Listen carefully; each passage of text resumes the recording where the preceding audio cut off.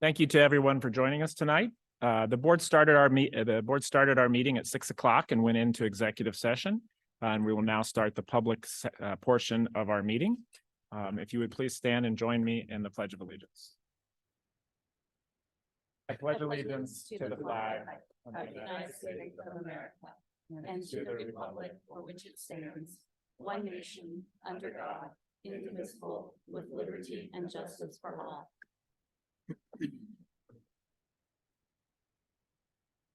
It's with great sadness tonight that we solemnly reflect on the life of our beloved former Sycamore Media Center specialist, Tom Villani.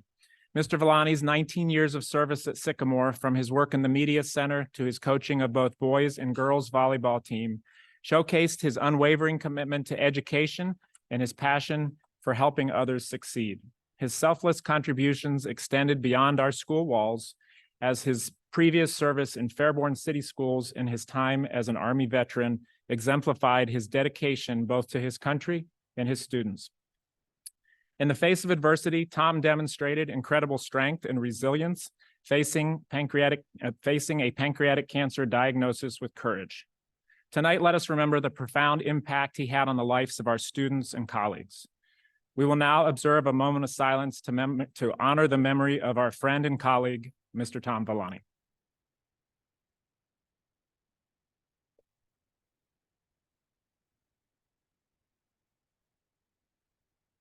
Thank you very much. As we get started today, I'd like to read our mission and vision statement. Our mission is to create a culture of academic excellence through inclusive and innovative learning opportunities for the whole child. And our vision is to empower all learners to reach their full potential in a globally competitive world. I need a motion to approve the agenda. Second. Mrs. Logan, please call a roll. Mrs. Weiss? Aye. Dr. Steger? Aye. Mrs. Bitter? Aye. Mr. Comerford? Aye. Mr. Ballant? Aye. The agenda is approved. I need a motion to approve the minutes. So moved. Second. Any comments or corrections from the board? One quick thing, Mrs. Logan, I sent you an email. My name was misspelled on page 13. Sorry about that. No Page problem. 13. Yeah, page 13. Okay. Thank you.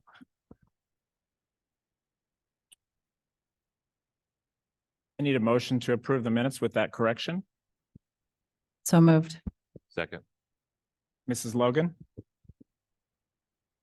Mrs. Bitter? Aye. Mr. Comerford? Aye. Dr. Steger? Aye. Mrs. Weiss? Aye. Mr. Ballant? Aye. Minutes are approved. We're moving on to the public participation. And before we get to any public participation, we have updated our website, and we will be updating our agenda with the actual procedure for public participation at our meetings. The board does recognize the value of public comment. There's 2 times that the public can participate in our agenda. If something is not on the agenda, public participation occurs at the beginning of the meeting. And for topics that are on the agenda, public participation will occur after a second motion is made. The public will be allowed to comment prior to board discussion. The board does limit 3 minutes per person up to a maximum of 30 minutes. And any time over 30 minutes, the board can extend by a motion of the majority. So if you want to participate in person, there's 2 ways you can do it. In advance of the meeting, you can email our treasurer, or you can also fill out a form that's at the entrance of every meeting location for any public participation. For those of you that are participating virtually, public participation is still possible. And again, you can email our treasurer, or you can also notify the Zoom moderator, in this case, Mr. Long, that you would like to speak on a topic that's on the agenda, and he will notify the board. With that in mind, do we have any public participation, Mrs. Logan? I received no advance notice of anyone wishing to speak on non-agenda or agenda items. Mr. Long? Okay.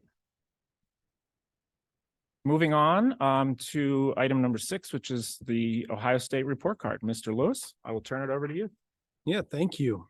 Always exciting news when we get our report card. And, really and truly, it's always exciting when we can recognize the efforts of our students, our tremendous teaching staff, our entire staff in general, and, our administrative team that works incredibly hard to make sure our students have what they need to be successful. And, we go into every year with a growth mindset. We think about continuous improvement, and we set targeted goals because we review our data so intently, and making sure that we understand our data, see what it tells us, and we utilize it to make sure that we're making great strides with our students. So I am very pleased to report that our Sycamore Community Schools was one of 11 local districts to achieve 5 stars.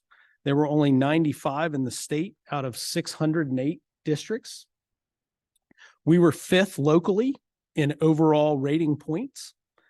We were 22nd in the state for overall rating points, so 22 out of 608, which puts us in the top 4% of all school districts in the entire state. Our performance index, which I'll come back to in a minute, but our performance index of 105.2 represents a 1.2 point increase from 21-22. And we were number 3 locally in performance index. Only Madeira and Marymount had a higher performance index than our students. So, and that shows tremendous efforts by our students, really digging in and making sure that they work hard to achieve on these tests, but also it's a recognition of the hard work of our teachers and the remainder of our staff supporting these great students through their academics. I wanted to read off individual buildings and kind of talk about the growth that we have seen since the pandemic. As you all know, that we had closures, we had students out of school, we had students sitting virtually, but we've reached some extreme heights on our performance index. Montgomery Elementary is typically one of the top in the state. Last year they had a score of 109.1. This year 110.9, one of the highest in the state. Mapledale right behind them at 110.6, but the growth from 2021 and that return from the pandemic, they were at 104.6. That's a 6.2% increase in 2 years. Amazing. Blue Ash Elementary, again, coming out of the pandemic, 95.7. This year, 106.3. And they were at 104.9 last year. So they've continued that continuous growth mindset. E.H. Green, when I see this number, I still shake my head. E.H. Green went from 84.7 coming out of the pandemic to 105.3. The high school, they reached the highest number they have ever reached on performance index. So kudos to 5 young people sitting in front of me who contributed to that score, but 104.1 is the highest performance index the high school has ever had. Amazing. And back in the previous year, 101.9, pandemic year, 93.5. The junior high moved from 93.6 in 2021 to 103.8 last year to 104 this year. And then Sims Elementary, 99.9 in the pandemic year, 103.9 this year. Every single one of our buildings is 103.9 or above. Amazing. Yes.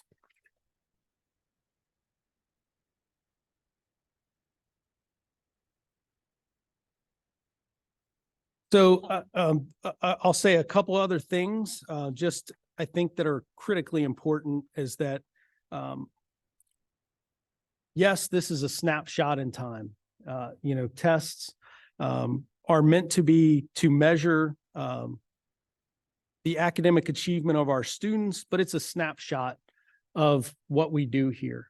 I believe in what we do here. I believe in our staff members teaching and meeting the needs of all students, making sure that they focus on the whole child and not just teaching to the test. They have never been asked to, teach to the test. They're only asked to cover the state standards within their instruction.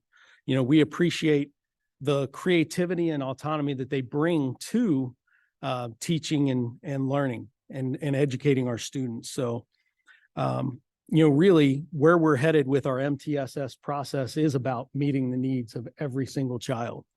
So I will be extremely excited because my colleagues, Mrs. Wegner and Mrs. Tompkins, will be back with you in October at the evening meeting to give you a little deeper dive into that information. And then, so that'll be one presentation. And then, as you know, at our academic retreat, all of our buildings, including our district team, will do a deeper dig with you into the data, because I know we have a lot of people that are very interested in the data. So really want to say thank you to the board and the community for your support.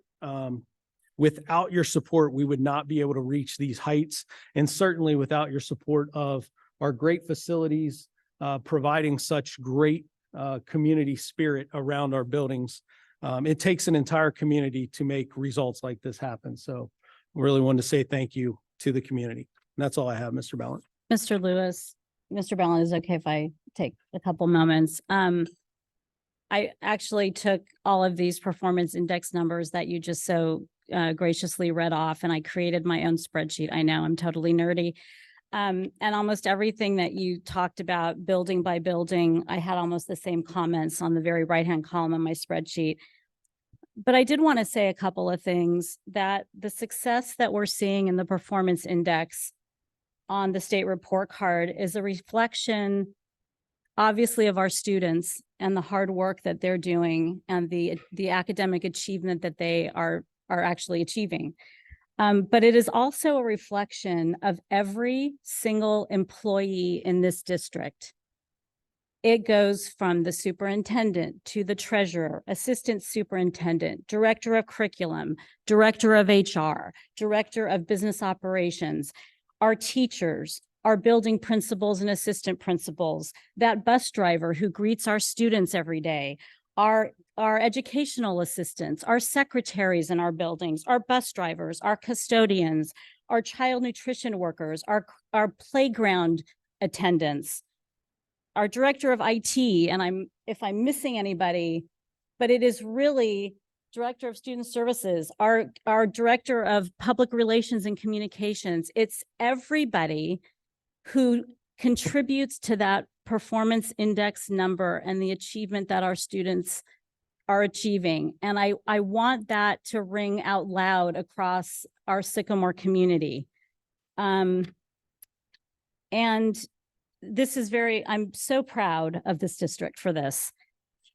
I do, though, want to bring up something that occurred at our last board meeting, because there was a statement that Dr. Steger that you read before we took a vote on our superintendent's contract, that I went back and listened to the board meeting, and I actually wrote, as you were speaking and saying your statement, I actually typed out what you were saying. And in that, you said that that Sycamore has experienced declining test scores. And I'm hoping that you can answer tonight for me what you were talking about in terms of declining test scores. Mrs. Weiss, we did not have these test scores at that time. The ones we had were a 5% drop in math and 1.7% drop in ELA. So 2 test scores on the state Ohio report card from what year are we talking? Because the year that we're looking at wasn't out when you made those comments. So are we talking about the 2021-2022 year, and you're talking about 2 areas, ELA and math, in a certain grade? Mrs. Weiss, you also approved the superintendent's evaluation. Those numbers are in there.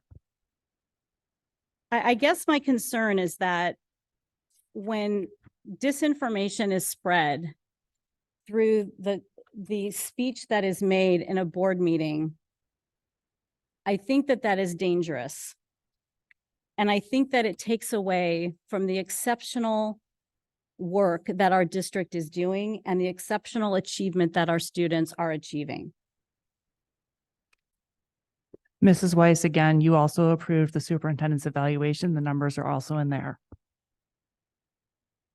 But exactly, but the way you're saying it, the way you said it in your speech at the last board meeting, is declining test scores, and you are talking about 2 tests from 1 year on the state report card.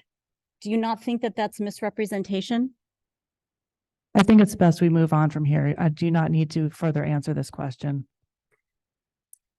Thank you, Mrs. Weiss. I do want to comment on the outstanding achievements on the state report card. We need to celebrate these. This is fantastic news, as Mrs. Weiss said, for the entire district. And it just goes to show the dedication our entire staff, teachers have for our students for continued growth and achievement. Yes, we will do deep dive into them in October. Yes, there are still areas where we can improve and grow. We can still learn from these numbers, and we will do that. We will absolutely do that. But this is outstanding results. And I just want to applaud our entire district for the hard work and effort that went into the very successful school year that our students had last year. Could I just add, I truly agree with the celebration mindset that while there's continuous improvement that can always happen, I believe that this was these scores as they were shared represent a district that is thriving and improving. And I too want to thank every single person who works at the district. I think Mrs. Weiss outlined it well, but really a phenomenal job by everyone to deliver those types of results.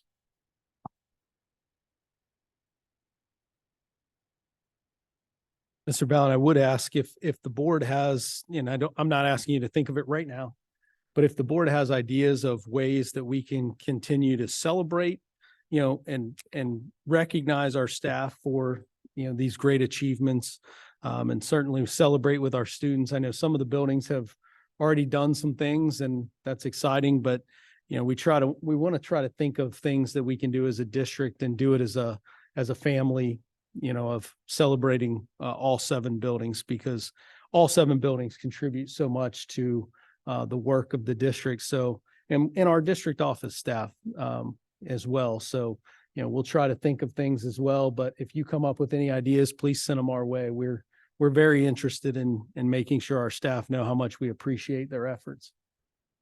Thank you very much. Moving on to superintendent's agenda. I need a motion for the approval of the van service provider agreement. So moved. Second. Mr. Lovell is going to come up and he'll cover the next couple of items. Thank you. So this is an agreement. We offer multiple ways to get our students to and from school, and we have multiple different types of student situations that exist. And so this allows us more flexibility in regards to being able to transport students in and outside of our district boundaries. Any questions or comments from the board? Mrs. Logan, please call the roll. Aye. Aye. Mrs. Bitter, Aye. Mr. Comerford, Aye. Mr. Ballin. Aye. Motion passes. Next item is baseball and softball facilities update. Mr. Lovell. Okay, well, thank you for having me. I'm looking forward to kind of sharing you some of the progress that we've made in regards to baseball, softball, and it's been a while, so I'm going to spend some time just doing some refreshing of memories of where we were and where we're going with this. So, Mr. Long, if you wouldn't mind moving to the next slide. So actually move past that. I don't even know why I do an intro slide anymore. I kind of just breeze past it. But right, you can see here is the architectural renderings of the baseball, softball upgrades that we'd like to make out at the high school. The total estimated project cost when we did this last spring was $5.1 million. But what I want to do is I want to break down kind of the process and how we got there and then the next steps moving forward. Next slide, please.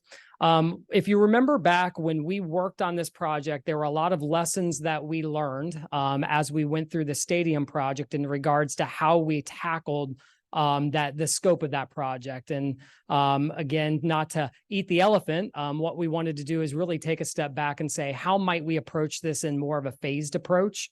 And so what you see up there is a slide that I'd put up last spring, really outlining what are the things that we could do with each of the programs if we were to say phase 1, phase 2, and phase 3. If you look at phase one, back then we had the conversation of how did we get to such a large number in first phase, and why would we even break it down in 3 phases if there's such a large number? What that comes down to is site development. As we've learned from many of our other projects through our master facilities plan, moving dirt is very expensive.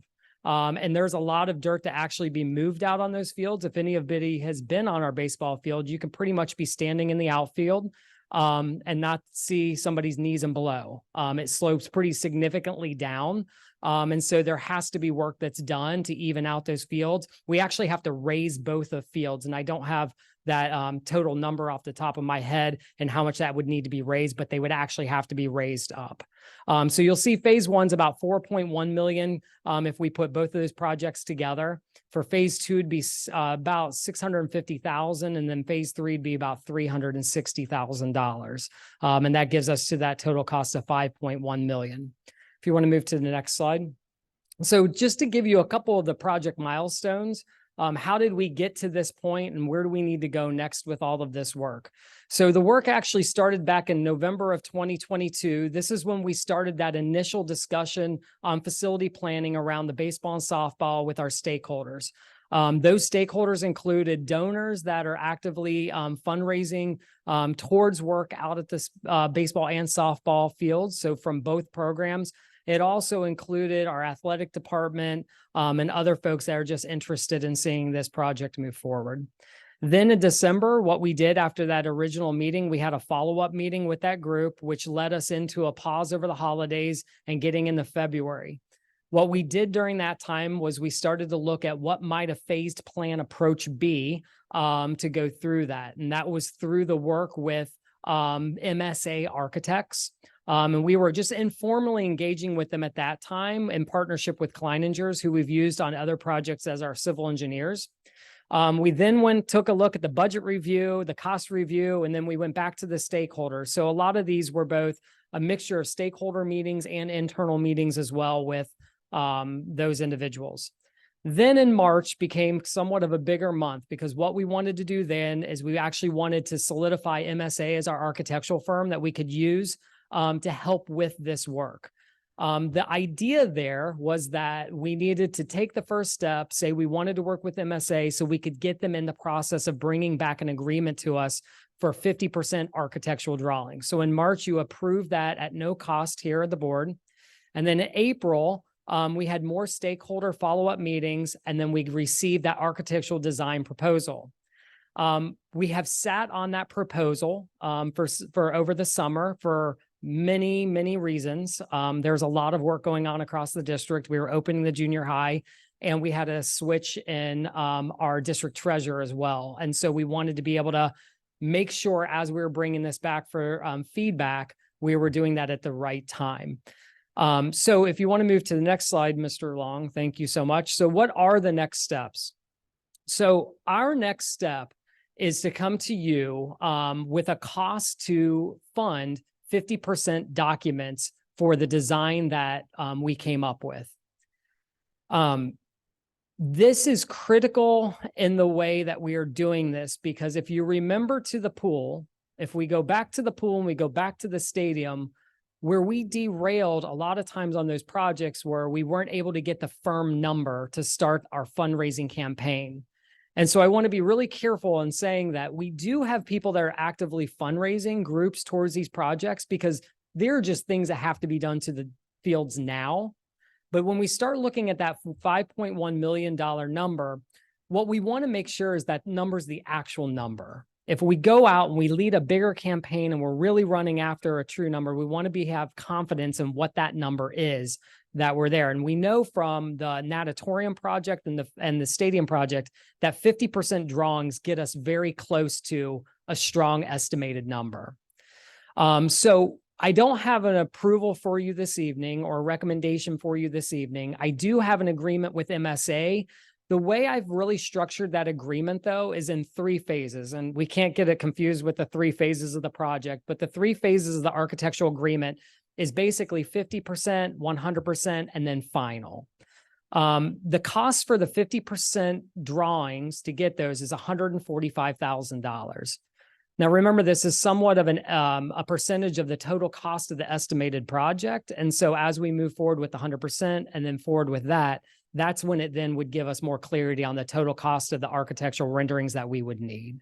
So the first step, I've got the bullet points up there. They're really small. You won't be able to see them, but I'm happy to send this forward to you via email. Essentially, what we want, though, is our next step in this process with board approval would be coming to you with the agreement of 50% drawings, which would then get us to the strong estimate, which then our team could come back together, have real conversations around how do we fund this project. Oh, turn your. So there you go. What was the 50% design versus the drawings? You said So the renderings that we did were just conceptual renderings that they put together of what you saw.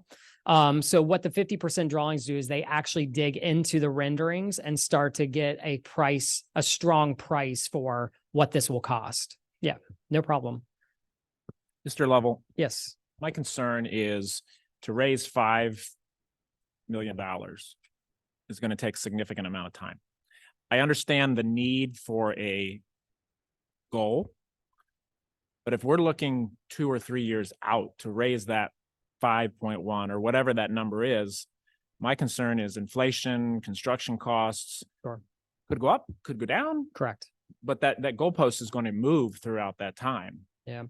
Yeah, we talked with the architectural firm about this, and they do this actually frequently, specifically with more private schools that have fundraising campaigns. And what they do is they can give us an idea of what they estimate inflationary costs would be for the design itself. The work, if we agree with this is what we want out there, that's not going to change. So the 50%, 100% drawings that we get, we'll own and we'll have those. And then we would just have to estimate out those inflationary costs. Similar to what we see with our roofing. So when we do our 5-year roofing plan, when they give us that, we can kind of pick and choose how we feel we want to do that plan based on the needs of the buildings. But then they tell us if you do it next year, it's this cost, and they map that out for 5 years. It would be a very similar approach. Thank you. You're welcome. Mr. Lovell, could you Yes. refresh my memory on how much we have already fundraised for this particular effort? And is that more or less than the cost of the 50% drawings? I believe, and I'm hesitant to give an exact number, but I believe we were close to $300,000 raised.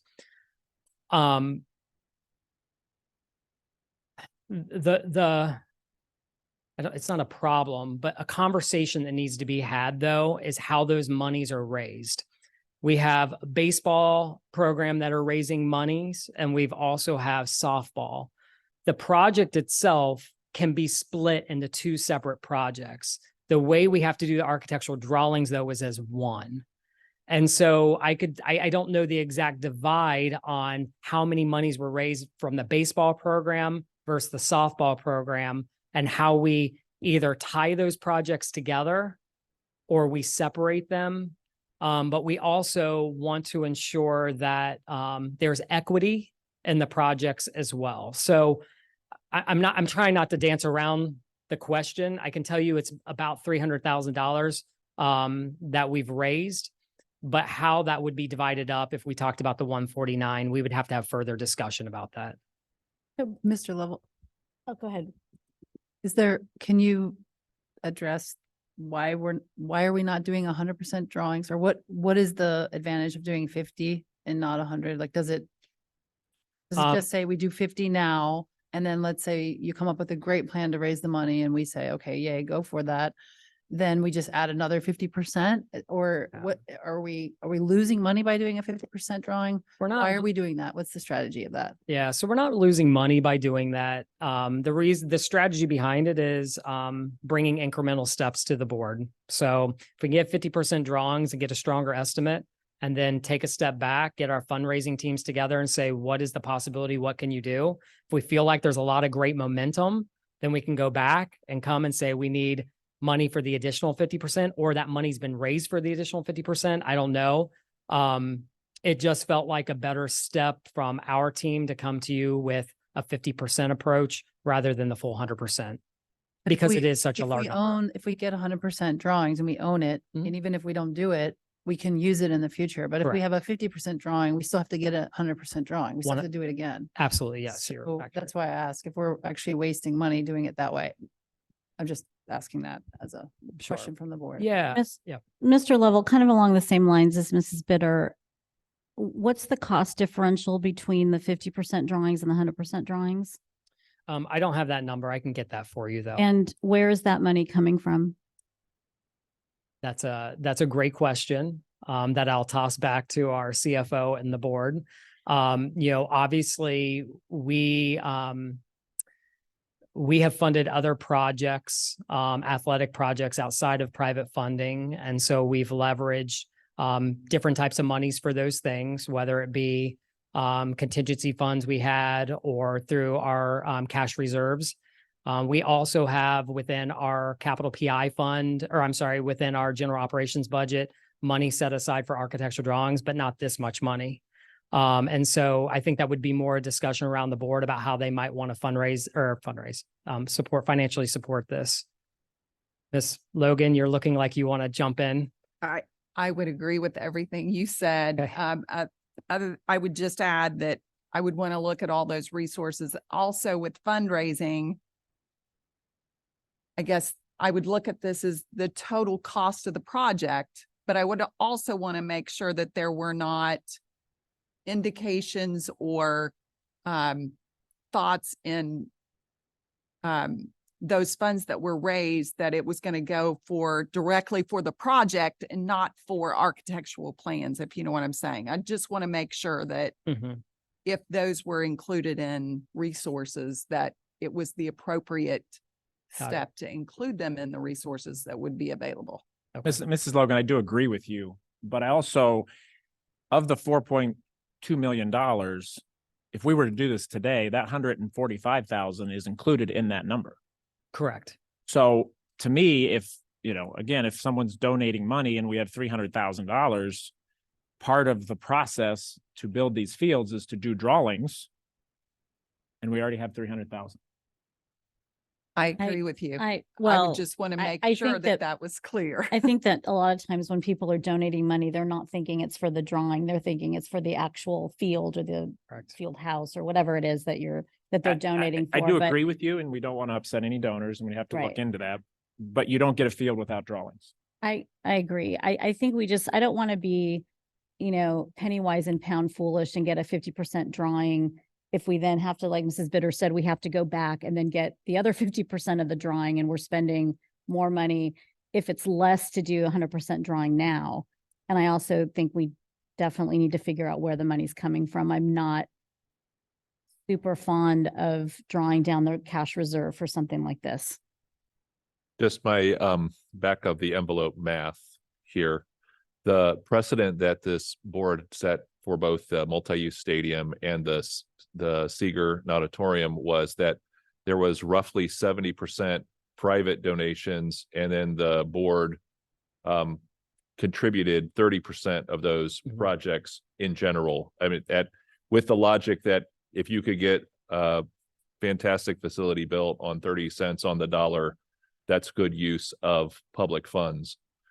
If I move that same ratio to this project, that would say we would be looking towards somewhere around 3.5 million of private funding and 1.5 from the board, roughly. I'm just going to say rough numbers for both of the efforts. And if we've so far fundraised 300,000, that's less than 10% of the private funding goal of 3.5 million if we were consistent on Correct. the ratio. So that seems like a pretty significant gap. Mhm. Just again, back of the envelope math. Yeah.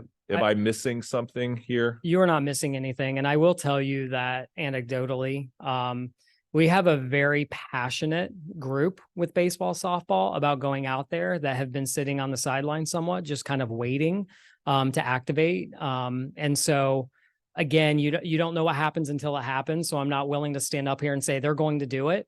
I'm just saying, I know we've had way more conversation about this and way more meetings and more people fired up about it. We're just waiting to take that next step.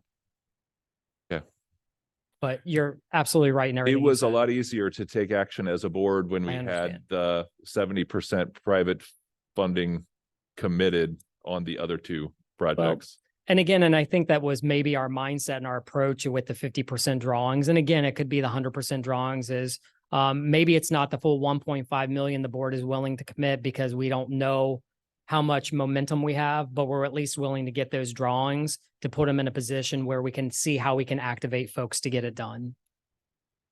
Yeah, I would be supportive of a 100% drawing approach simply because then it's done.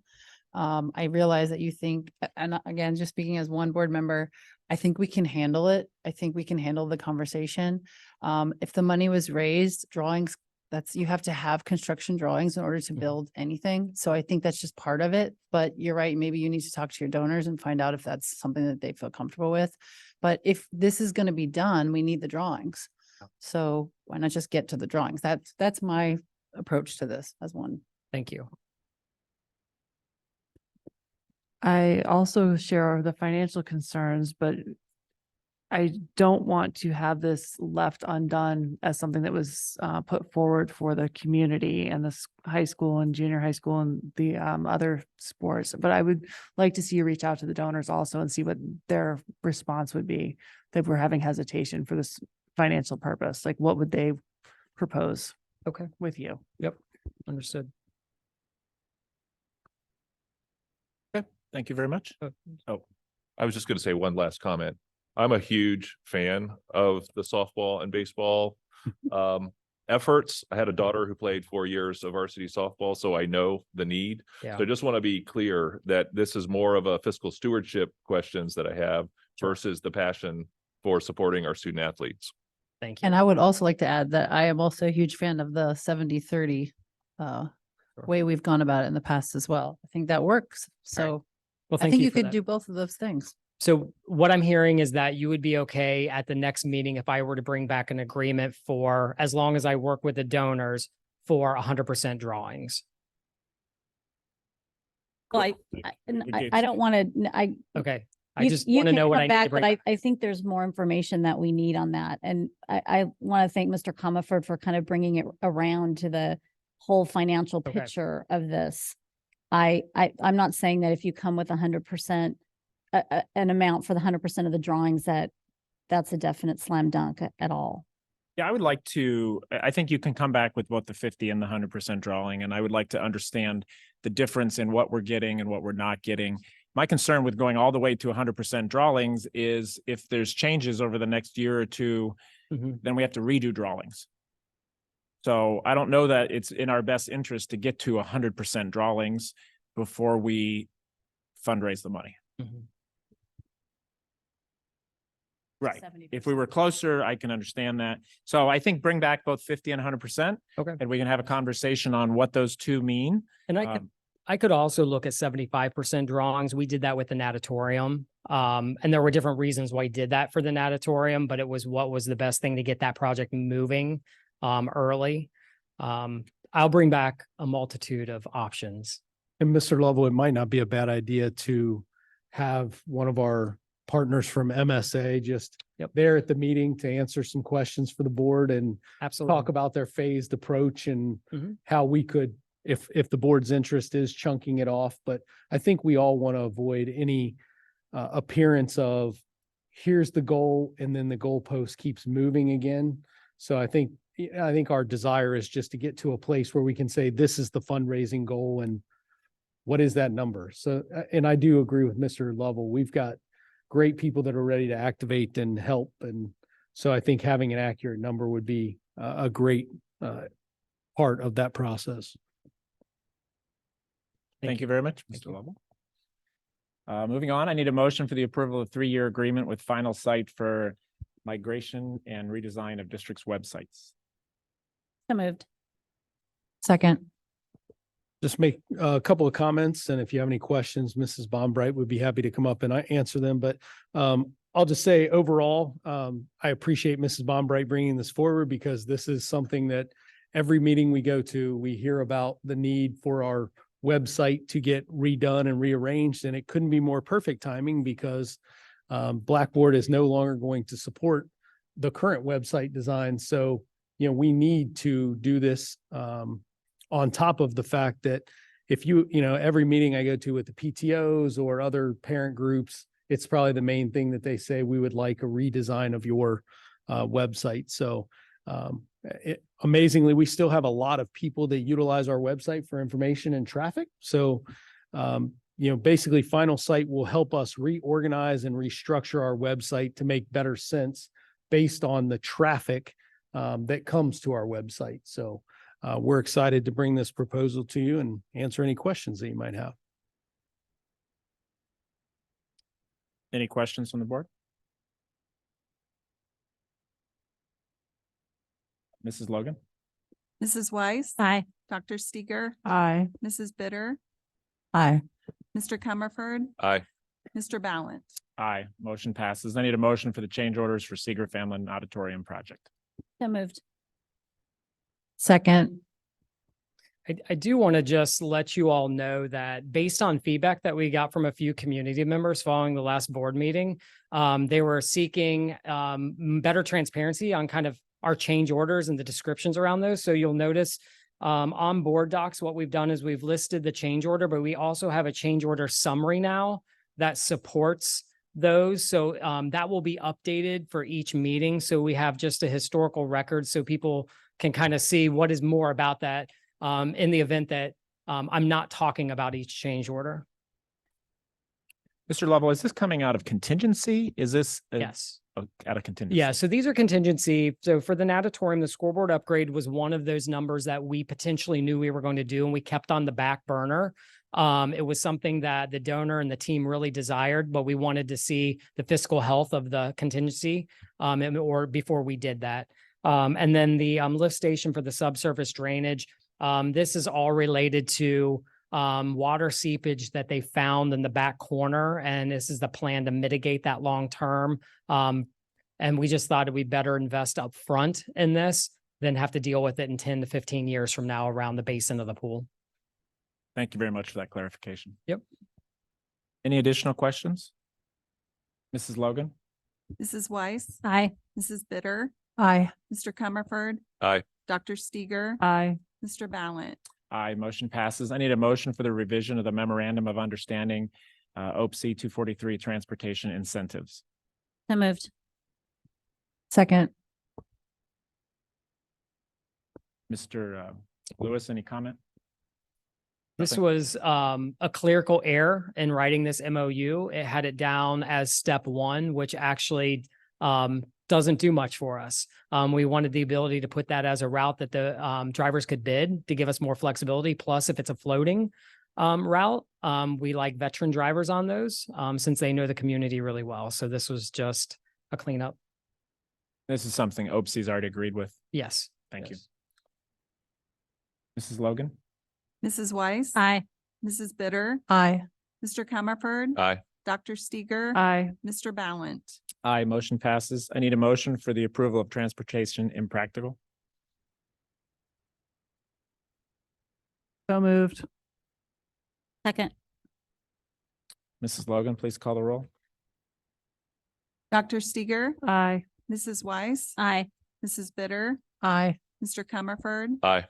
Mr. Ballant? Aye, motion passes. I need a motion for the approval of the change orders Sycamore Junior High construction project. So moved. Second. Any questions from the board? Mrs. Logan? Mrs. Bitter? Aye. Mrs. Weiss? Aye. Mr. Comerford? Aye. Dr. Steger? Aye. Mr. Ballant? Aye, motion passes. I need a motion for the approval of the change order Sycamore High School renovation project GMP number 2. So moved. Second. This is a celebration. We're getting a return on our contingency by 325,000. I also did want to mention, I forgot to speak up for the junior high, that you'll notice that on the change order summary sheet, there are change orders that aren't as an approved change order. The reason for that is that you had approved a change directive for all the dirt soil issues at the junior high. So we still wanted to capture that a change order went through for that under that number that you had given the change directive for. And that's our approach moving forward to help clean things up a bit. And Mrs. Logan, this $325,000 goes back into contingency for the entire project, correct? That is correct. Thank you. Mhm. Any additional questions? Mrs. Logan? Mrs. Bitter, Aye. Mr. Comerford, Aye. Dr. Seeger, Aye. Mrs. Weiss. Aye. Mr. Ballant. Aye. Motion passes. Mr. Lewis, any other? Just a few items. Mrs. Logan and I attended a legislative breakfast last Friday at Hamilton County ESC. It was well attended by our state reps and senators, Representative Byrd, Representative Isaacson, Representative Thomas, Representative Miranda, Representative Seitz, and Representative Matthews were there from the Ohio House. And then the Ohio Senate, Senator Blessing and Senator Ingram were there. So it was great to have 8 legislators in the room, along with a number of superintendents. And there was, I think, 1 board member and then One treasurer. 1 treasurer, Mrs. Logan. So, but probably the most exciting, and Mrs. Logan, I'll give her a chance to talk about probably things that excited, maybe she got excited about or things she weighed in on. But probably the most important thing I heard from Representative Byrd is he is going to, and we've all been talking about this for years, so very exciting. He is going to be recommending a substitute bill as part of current legislation or an amendment to current legislation that's being considered to include the removal of the penalty for the diploma deferral. And we have talked about that for years. So again, one of those things that when we walked away, we were all kind of celebrating that, like it's about time. Yeah. That you don't penalize school districts for doing the right thing for their students. Mr. Lewis, can you just explain that a little bit for the audience Sure. of what that is? Because that's on the state report card. Yeah, so our students that still need transition services after they complete their high school requirements that are on individualized education plans can defer their diploma and continue on until the age of 22. Yeah, but I don't know why they're called 23s. So I don't know if that's when they age out because they turn 23 and they're called that, but that's what it's called in the coding.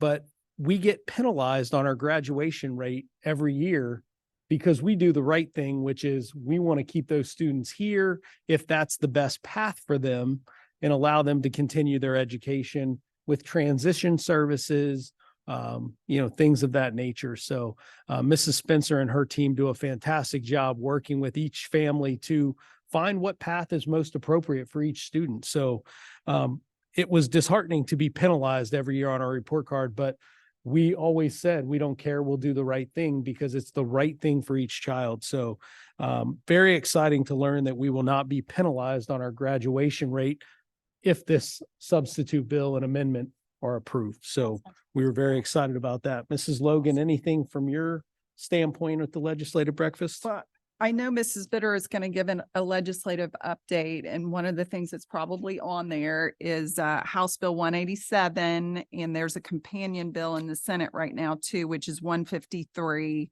and it's all about your property tax reform, and it's a big issue at the State House. The president of the Senate has said it's his #1 issue. Those bills seem to be on the fast track. Senator Blessing, it also stated that he is going to be a member of the committee that was put in the budget bill, that there would be a committee to study this and what to do about it. He did say he's going to be on that committee. Isaacson, who put a joint plan together called 70 plan, which attacks this problem too. So it was just really great to have the people in the room with us so we could ask those questions. And it was, I hope I get invited back, Chad, because I know it's the only treasurer, but no, I think it was a good event and movers and shakers in the room. So, and I think, with a board member being present, I just grabbed Jenny and said, you're going with me because we tag team on this together. So I think, knowing that we partner with Mrs. Bitter and Mrs. Weiss on this, if they have another one anytime soon, or whatever the future board members might be with who's taking on this role. Like I saw a board member there and I thought, oh shoot, we'll bring our board members like that. You just kind of sign up, and there was plenty of space in the room for more people. So, I just felt like, and Mrs. Weber and I always had this conversation, why they don't invite the treasurers, I'll never know. So I said, Mrs. Logan, you're going with me because this is too important for us not to hear all aspects of the legislative breakfast and ask the questions. To Mrs. Logan's point, it's nice to have all those people in the room and ask really detailed questions about and there were some very controversial things that got talked about, with the legislators, and they sat there and they're willing to answer it. A couple of them left early. I think they were, they get annoyed with too many questions, I think. But overall, Representative Miranda's the representative from our area, and she is so knowledgeable, but always willing to take our calls, take our texts, take our emails. I talked to her after the session. She stayed around, and I talked to her after the session about something that's really bugging us with the way we do business, and it's very difficult. So I have Mr. Lovell, drawing up some. As soon as I talked to her about it, she's like, send me a paragraph on that, or send me an email about that, and I'll get working on it. So Mr. Lovell, it's coming from his department that's, really being problematic with some of the registration enrollment pieces, that we're going to give her the information and let her get to work on it. So again, it's so critical to stay in contact. And I think just knowing how successful that was, we'll probably want to get with both you and Mrs. Bitter to set up a session, probably with just our local legislators, to check in and hear about some of the things that are going on. So sorry, Mr. Ballin, I know that's a long-winded first other item. I have two more and then I'll be All quiet. good stuff. Thank you. So this coming Friday, we will recognize our National Merit semifinalists. So I am not going to give you any names because we want that to be a surprise on Friday for those students. But we have 15 students that will be recognized. That is up from 11 last year. And then we had 2 commended scholars last year for various other reasons. So, but we're up to 15 this year, which is great success. So we will bring them to the October evening meeting, and they will also be recognized in an upcoming home game at Sycamore Stadium.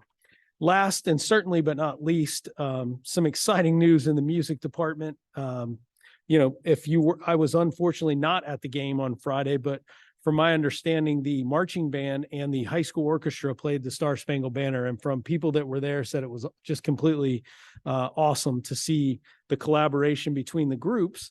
This coming Friday, the 8th grade band night, and there will be the music of Metallica, if you were into Metallica. So, and then next Saturday, our marching band will be at the OMEA premiere in Wilmington.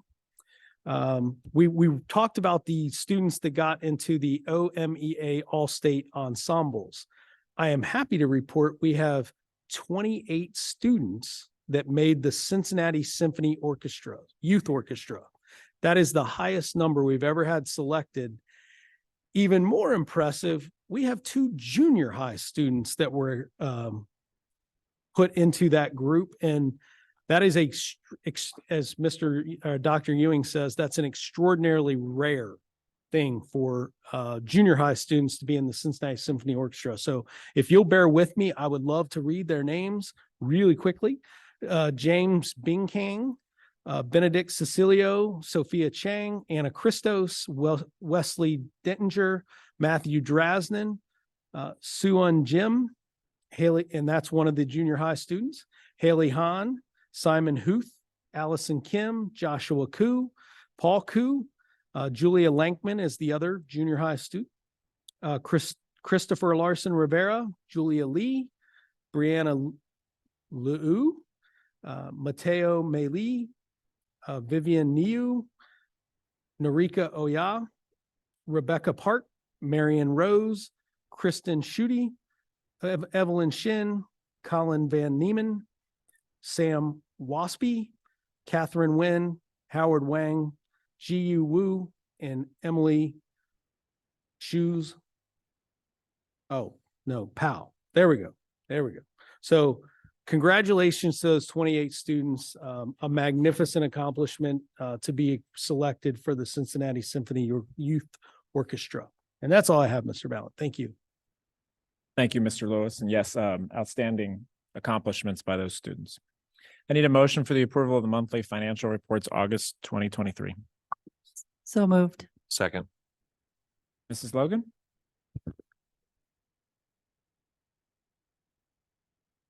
I do have, I want to kind of step through this if you'll allow me a little time. I've got a couple presentations tonight, but the first is I took a stab at trying to do the monthly report in a different way. And so I want to step through that. I also want your feedback, like what are the things that you would like to have added to this or et cetera. So the first page is a snapshot of the 5-year forecast. And so you'll see the 3 years of actuals and only 2 years projected on this sheet of the 5-year forecast.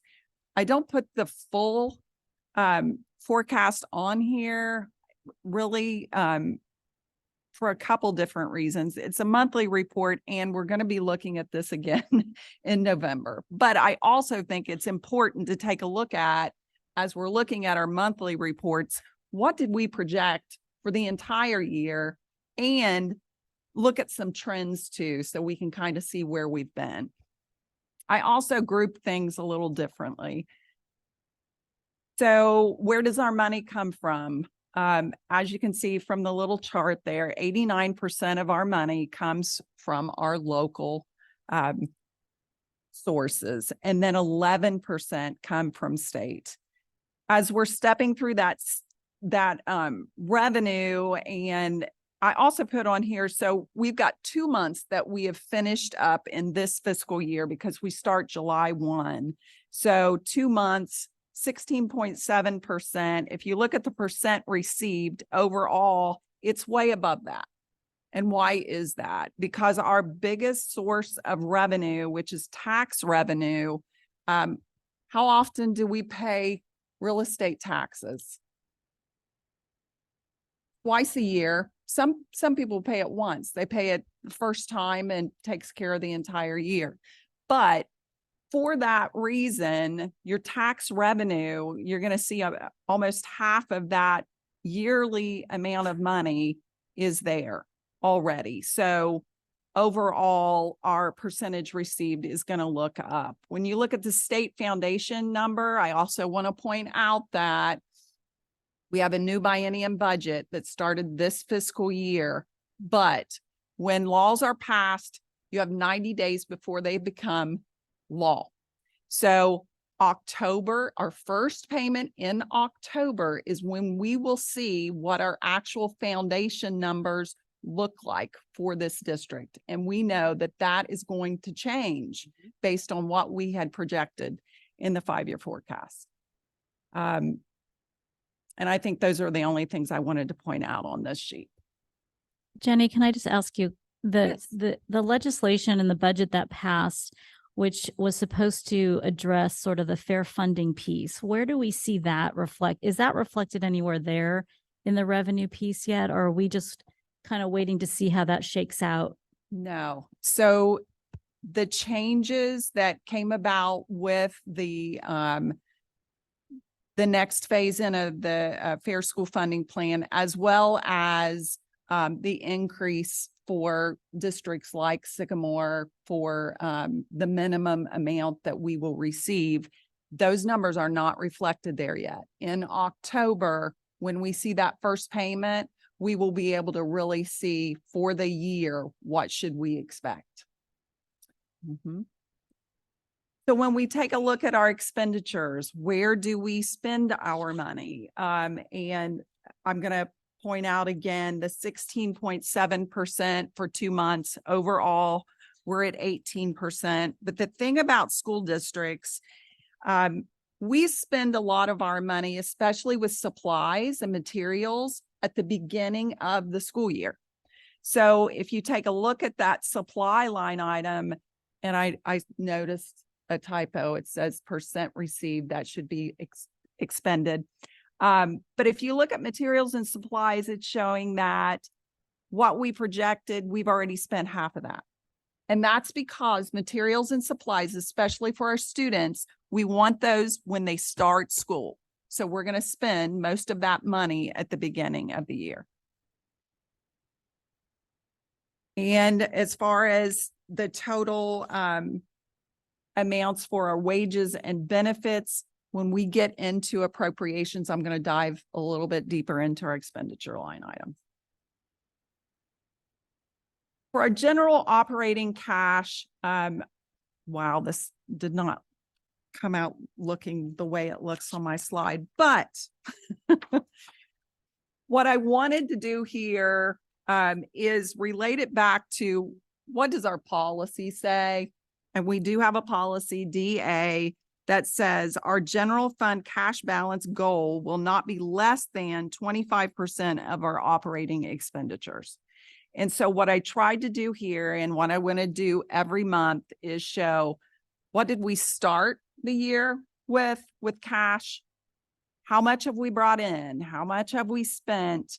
What is our cash balance at the end of every month? And then of that cash balance, how many days cash does that reflect? And in accordance with our board policy, where are we at with the percentage of the expenditures? And our policy says not less than 25%. For the month ended in August, we were at 67%. But again, we talked about that revenue, how we have that big influx of tax revenue that comes in at the beginning of the year. So as we move along through the year, that's going to change. At the end of June, just for reference, at the end of June 2023, we ended the fiscal year with 179 days of cash, and 49% is what our cash balance reflected as a percentage of our expenditures.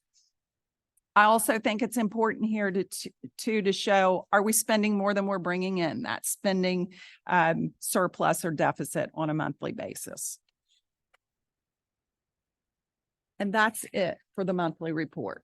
So it's different, but it's so I don't expect you to give me all your feedback right now, but as you look at this can evolve, this can change, but this is my first attempt at making this a more useful document, as well as providing more information for our community as well. So. And Mrs. Logan, I do like this format. Okay. One thing that I would like to see from I guess it's probably be on slide 1 is percentage increases that we're seeing. Oh, sorry. I do like this format. One thing that would help me in looking at this and help the community, I think, is to see the percentage increase year over year. So if you could add a column, even if it's just under your projected 2024 from actual 23, on what percentage that goes up or down, that would help us really understand and start to ask some questions of why is it increasing in that regards. So thank you. I have one thing in mind is actually just visual. It's hard to see that red. I hate that. So maybe a red. different, just it's hard to see for me to see the distinguish. And I like to print it out because I write notes to myself. So when I print it, I can't see the font. I noticed that when I printed it. And so that is one change that I have written down as well. I agree, Mrs. Bitter. The red's horrible. Yes, it is. It is. And I was red should be that. gonna tell you, I just don't like red because it means like, to me, it's like negative or like loss of funds or something. So I was Correct. just, it Well, just in hit me wrong. finances, green means, green is good, red is bad. And, and expenditures are usually shown as red, but that is just too much red. We can do a little Yeah, better. you could just do a different Yes. color, different shade. Mrs. Logan, I too like the format. What I might add as maybe an extra slide is a summary from our master facility plan. And as we have change orders that come through, just a summary view, I think would be really helpful. We have a lot of detailed views, but a summary view that highlights, just like we gave back the $325,000 of contingency back. You know, how do we sit overall versus a master facility plan? I think would be a helpful summary, kind of a public view on where we are versus the 127.5 million that was raised by the bond. Agreed.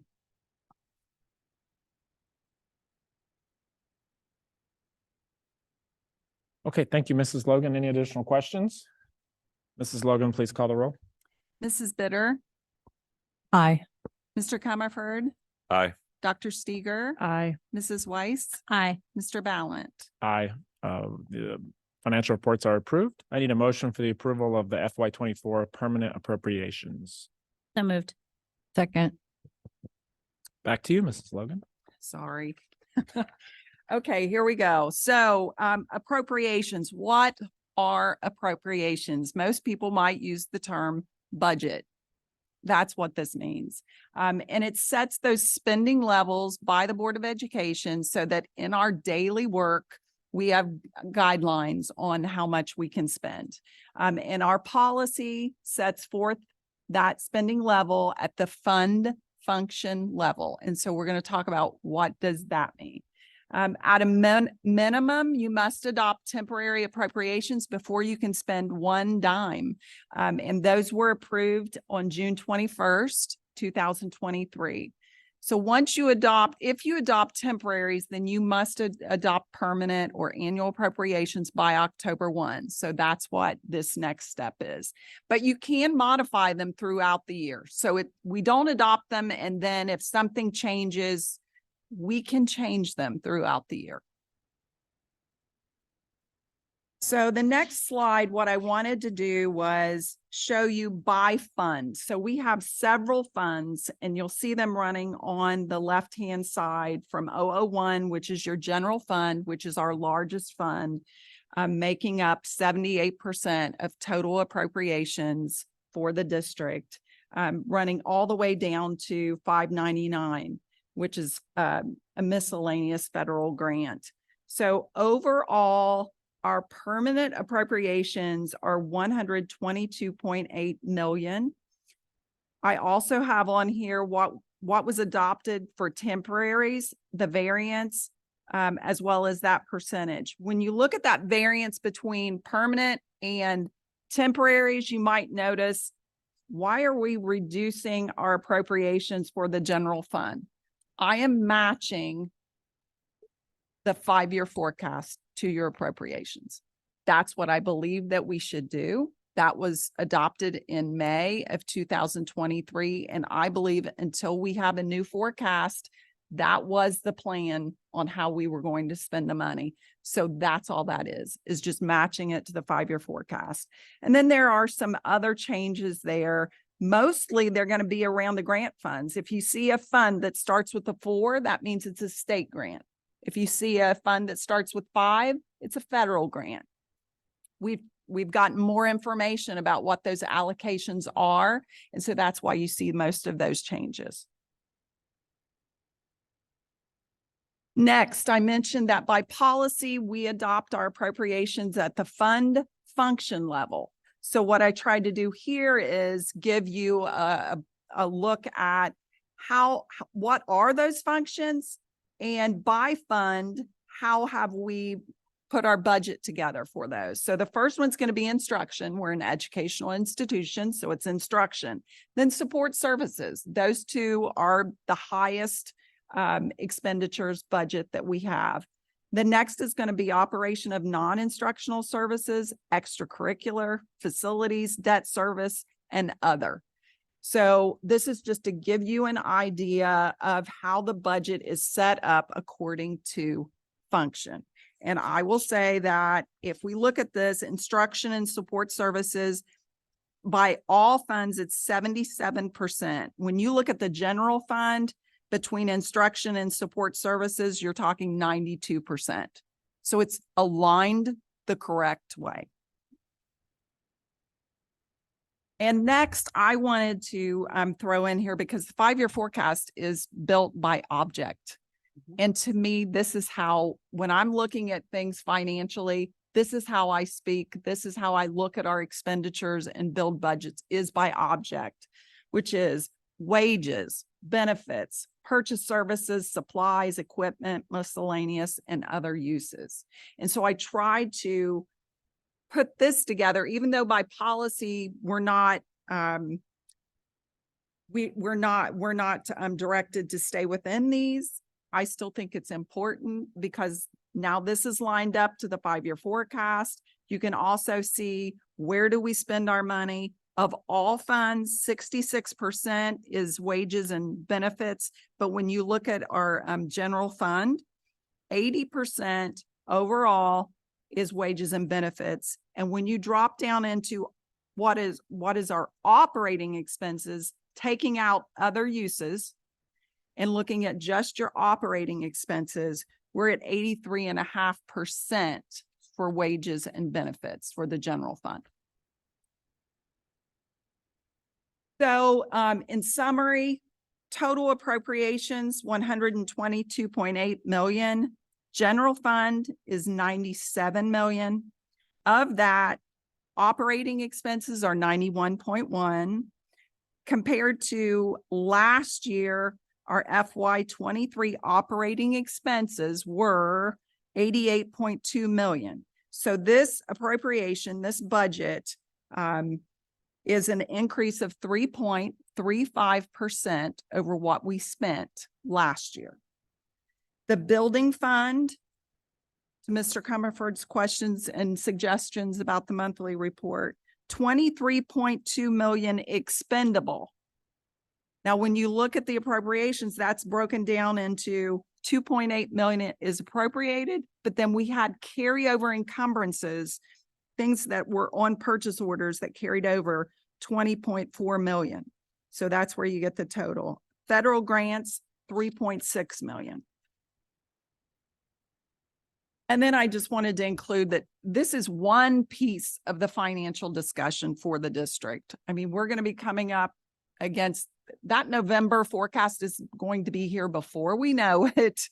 And then the February retreat as well. We're going to dive deeper, but this is the first time that I've been in the district where I can start talking about things in this nature. So any questions that you might have? I have a general question. I think I asked this at the last meeting. I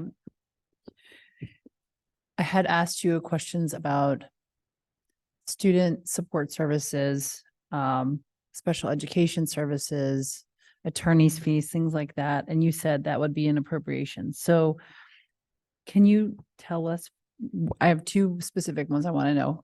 The services for special education, for the money that is where students are not staying in our district, or there's not staying in our schools, and we're paying for them to attend another school. Where does that sit? And then where do attorney's fees and things like that sit for our district? So first of all, any investment in our special needs students that we make is going to show up in instruction. It's going to show up, and I'm talking about function now. Instruction and support services is where the majority of those costs are going to show up.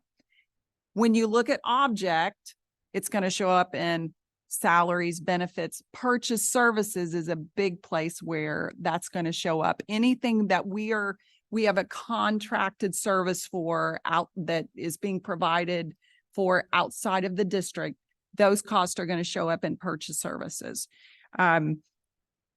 So when we dive deeper into those types of specific questions, I look forward to the 5-year forecast conversation, because we will be able to take a look at what are our assumptions. So before we start talking about assumptions, we're going to want to look at where have we been.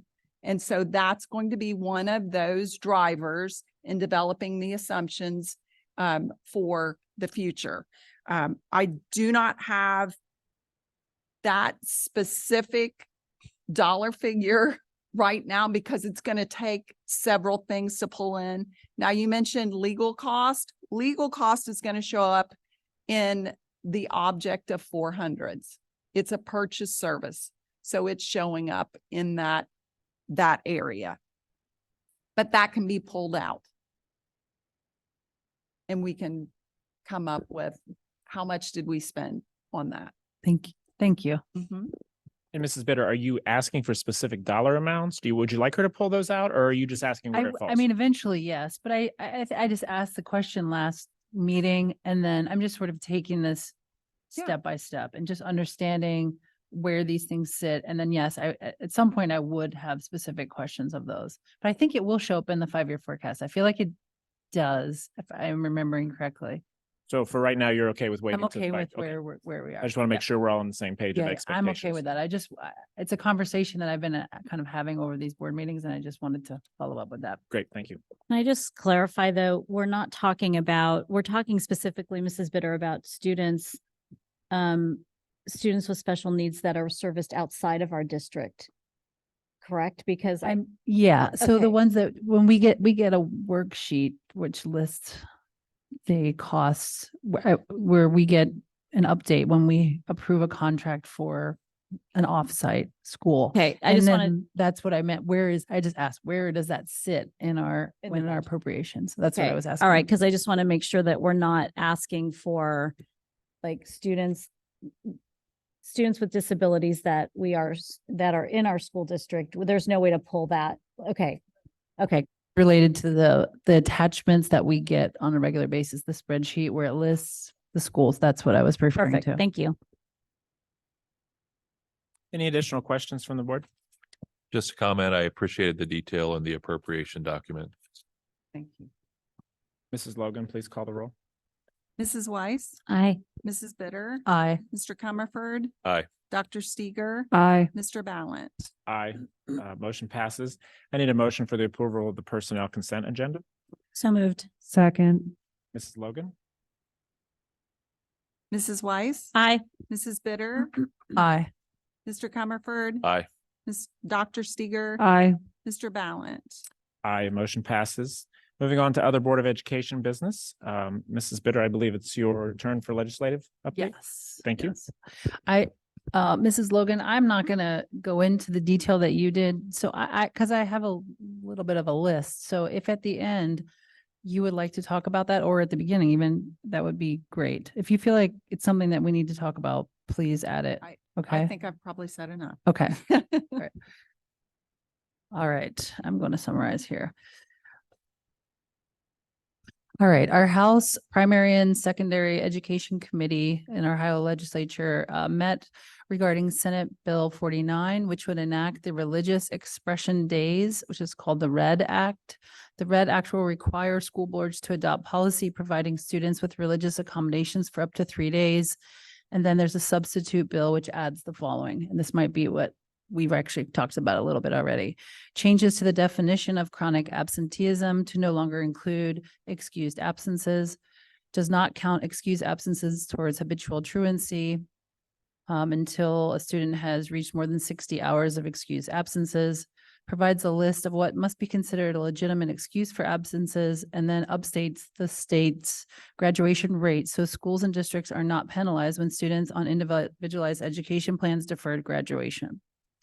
The committee also held its second hearing on Senate Bill 17, which would require the state board to update the standards and model curriculum for financial literacy and entrepreneurships in grades 9 through 12 to include free market capitalism content. The committee heard testimony on House Bill 235, which looks to make changes regarding membership and election of the State Board of Education and state boards' public meetings. The committee also heard testimony on House Bill 250, which revises the military enlistment diploma seal. So that's something that will probably be coming up as well. The Ohio Department of Education has released our report card. I think we've already gone over that, which is wonderful. Wonderful news for Sycamore. Go Aves. The Ohio State Board of Education. Yesterday, 7 members of the State Board of Education filed a lawsuit against the state of Ohio and Governor Mike DeWine for passing the budget bill House Bill 33 in violation of the Ohio Constitution. The complaint filed in the Court of Common Pleas in Franklin County alleges that by shifting the core responsibility for education governance and oversight in Ohio away from the board, the education takeover rider violates Article 6, Section 4 of the Ohio Constitution. The suit actually seeks to obtain a temporary restraining order and to stop the changes from going into effect, and then preliminarily and permanently enjoin enforcement of and declare facially unconstitutional and void the education takeover rider. Additionally, plaintiffs have argued that this rider violates 2 additional constitutional provisions. 1, the single subject rule, and 3, the 3 reading rule. We have a 3 reading rule here on our board usually.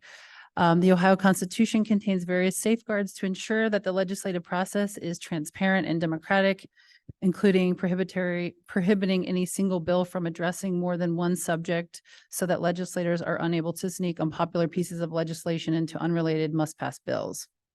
I think one thing that was really important that came out with the Auditor of State gave us some levy guidance. This will be mostly for our treasurer and our superintendent, but also for our Board of Education members as well, and really any employee. The Auditor of the State issued final levy guidance for schools and local governments.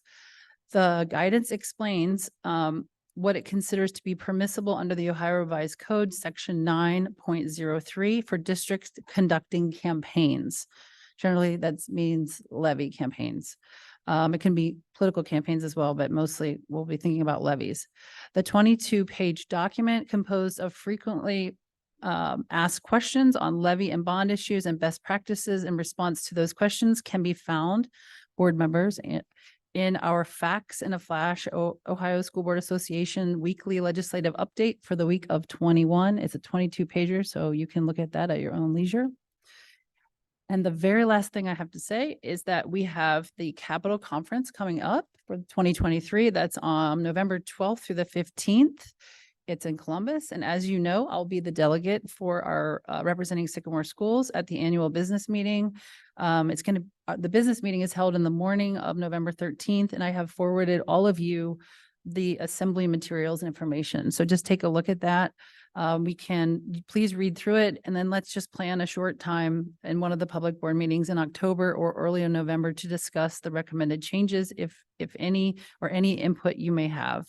I definitely need to have your input if you do have any input for me before I attend that meeting on November 13th. And that's all I've got. Thank you, Mrs. Bitter. And I would just ask that you politely send a reminder when we're planning for the October meetings to remind me of I will what do I that. wrote it down. For your agenda planning, Yeah, I'll but- remind you. But thank you. Moving on for our SAC update, Dr. Okay. Seeger. So SAC had its first meeting on September 11th. Mr. Mike Gearin has taken over as chairperson for Margot Rapp. I was virtual for this meeting, and somewhere through there I lost all sound about 20 minutes in. So I was working off of closed captioning for the meeting, which I don't recommend to anybody, especially those of you who are in high school going on closed captioning. It gets very tiring. So we welcomed many new members to SAC. In fact, there are about 70% of the group have 1 year or less of experience. We are looking forward to the new member orientation in October. Our meeting times are set as the second Monday of each month, again, 7:30 till 9 p.m. And November will be a work meeting so that the groups can jumpstart their projects, which they will find out more about next meeting. Mr. Gearin reviewed our member survey from last year. Of note for this board and the administration is that the SAC membership would really appreciate more interaction with the administration and the school board. Right now, there's some reflection going on about updates continually from all of the buildings and constituents in SAC, and whether or not we want to have more presentations or bringing another board member in to meet people and have discussions about what's going on with their projects. So once that happens, then we are going to have one of the projects. I'm just going to give you a hint on one of the projects. This has been talked about a lot. I know everyone's excited about this, but we're going to have a project looking at the start times, the healthy start times in our buildings. So we are going to learn more about that sometime during this school year. So I'm just going to leave that as your teaser of what's coming from SAC this year. Any questions? Thank you, Dr. Steger. Last item on other board business. The board did conduct a self-evaluation workshop at the end of August. We utilized the Ohio School Board Association. Their director, Cheryl Ryan, came and worked with us over really I think it's 5 standards for responsible school governance. One of the takeaways was that we were all going to make commitments on how we could work together better around the standards of good board practices. So the first standard is responsible school district governance, and this involves successfully planning for and implementing board meetings, committee assignments, preparing and implementing for meetings, agreeing and consistent discussion of the role of the board versus the role of the administration, mutual respect for individual opinions during discussions, and also for decisions made by the majority. Practices that allow for equal and appropriate communication between all board members and the ability to abide by and govern within district policy and promote the positive and collaborative behaviors when working together with district administrators and community members. During our discussions, this was an area that all 5 of us felt that we could definitely improve upon. And some of the evidence around responsible school governance includes conducting board business in fair, respectful, and responsible manners, ensuring that the board is accountable and open to the public, and including seeking divergent opinions and its decision-making process. Respect and advocate for mutual understanding of the roles of the board member and superintendents, adopt policies based on research practices that believe that all students can achieve at high levels, and support continuous improvement of student achievement, promote healthy relationships by communicating supportively, inspiring, motivating, and empowering others to exercise influence in a positive manner, and to work effectively and collaboratively as a team. So I have asked all the board members to publicly commit to 1 or 2 items that we can work on as a team together. And we'll go through that now. My commitment is around public participation in our policy. We did outline that at the start of the meeting. We have updated our website so the public is more, so it's more clear to the public on how to participate in our meetings. And that will also be on our agendas moving forward. And then as board president, I'm also committing to increasing communication around executive session topics so that all board members have the same information in preparing for meetings. So I can ask anybody else who would like to go. I'll go. I make a commitment to advocate for the appropriate roles of board members and administrators. Thank you. I'm happy to go next. I'd like to make the commitment that we show each other respect and trust. And I think that's really important for a board to do that. I'll go next. I will make a commitment to all of them, but mine is to ensure that the board is accountable and open to the public, including seeking divergent perspectives in the decision-making process. And I agree with what everyone else is also committing to, because I think it's going to take all of us to commit to everything together to move forward. But I think it's very important that we do commit to adopting the policies based on well-researched practices that all students can achieve at high levels. And I think that as Mr. Comerford said, promoting healthy relationships, that is how we get to the last one, which is working as an effective and collaborative team. Thank you very much to my fellow board members. And with that, we will adjourn the meeting. Have a nice evening. Thank you.